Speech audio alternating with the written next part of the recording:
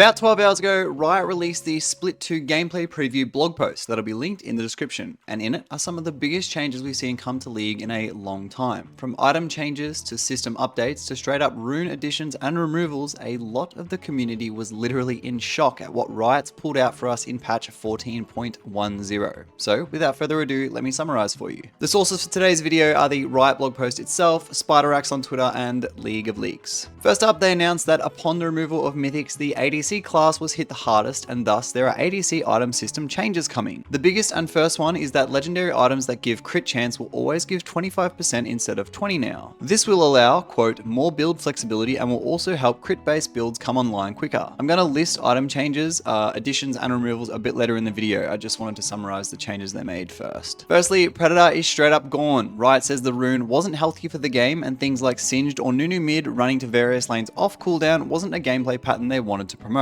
so it's gone. Now for a more popular rune, Lethal Tempo. Lethal Tempo is being removed because it, quote, allows champions to shortcut attack speed purchases by relying on the rune's passive. Let's hear what Rangers, a long-standing high E West challenger top laner, had to say about his keystone rune being removed. Yo, Rival, put me in the video. I'm gonna give you some dramatic clip and you're like, here you can see someone that loves Lethal Tempo, and then it's gonna be me like, fuck this fucking game! Fuck! And then it's like gonna be, haha, change the player, so mad. Haha, in comments, and it's gonna juice the video. Trust me, bro. Dude, I'm so pissed. Here we have a Lethal Tempo enjoyer, and he's so fucking mad because his fucking rune that makes his champ viable is removed! Riot! What am I supposed to take? Fleet? Grasp? Thanks for that insight, Rangers. They also specifically point out Yasuo and Yone, saying now they can't right click on you to win and will have to rely on smart skill usage to succeed. Based off this removal, however, they do have its current users in mind and will be changing other precision runes as kind of an offset compensation, expecting most, if not all, will go to Fleet Footwork, Press the Attack, Conqueror, or Hail of Blades. And onto a moderately lesser rune, Ingenious Hunter has also been removed. That was the domination rune that gives lower active cooldowns upon takedown. Now for a couple of new runes in the inspiration tree, Cashback and Jack of all trades. Cashback gives 6% gold back upon purchase of legendary items. Let's just assume a legendary item is 3,100 gold. That's about 186 gold back. Sounds actually not too bad, considering outside of purchasing items themselves, this rune does literally nothing while you're in lane or in combat, which I guess is the trade-off. This rune also replaces Futures Market. Up next, Jack of all trades. For each different stat gained from items, you gain one Jack stack, which grants one ability haste. Kind of confusing.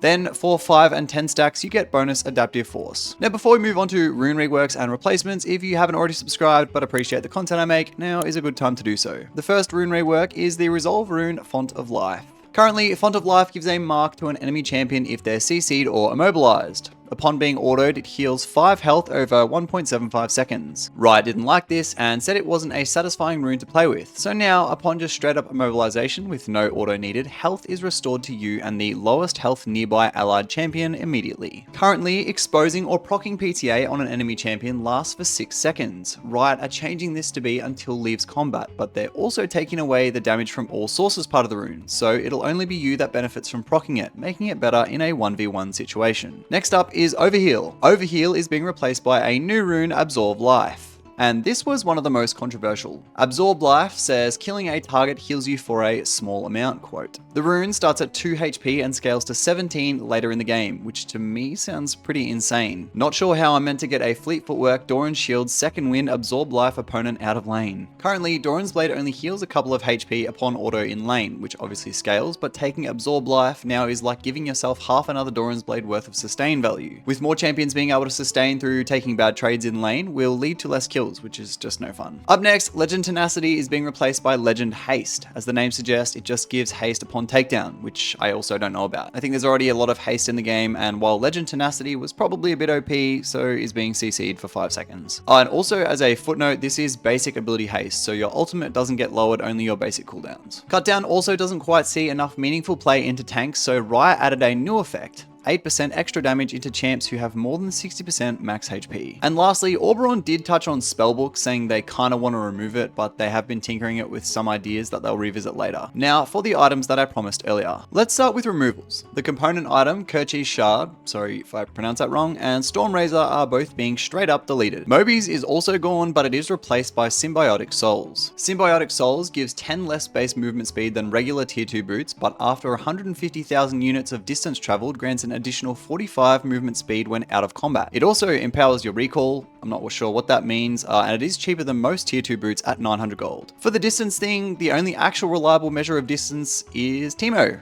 Teemo, the base skin is exactly 100 units by 100 units when on the map, so you'll have to travel 1,500 Teemos to activate the passive. I'm not sure how long that'll take. Oh, and while we're on the topic of boots, putting their changes here kind of makes sense, so I'm going to do that quickly. Mercs are also being adjusted, Swifties are basically being reworked, and Tabbies got adjusted too. Now, for some addition. I'm not going to read the stats out because that's boring, so if you want to see what each item does, you can just pause on the screenshot. First up is Overlord's Bloodmail. What an edgy name. This is a tank/bruiser item. Next is the Yuntal Wild Arrows. This is an ADC or attack speed item that looks like it inflicts a dot of 2 seconds to the target. And in a more interesting addition, Zephyr is returning as a Berserker's Greaves upgrade. This upgrade unlocks at level 15 and gives an extra 5% attack speed, 20 movement speed, and 20% slow resistance. This will be absolutely insane on not only ADCs, but Yasuo and Yone. Doesn't say how much it costs to upgrade it yet though. And for a new AP item comes the Blackfire Torch, which also features the new component item Faded Ashes.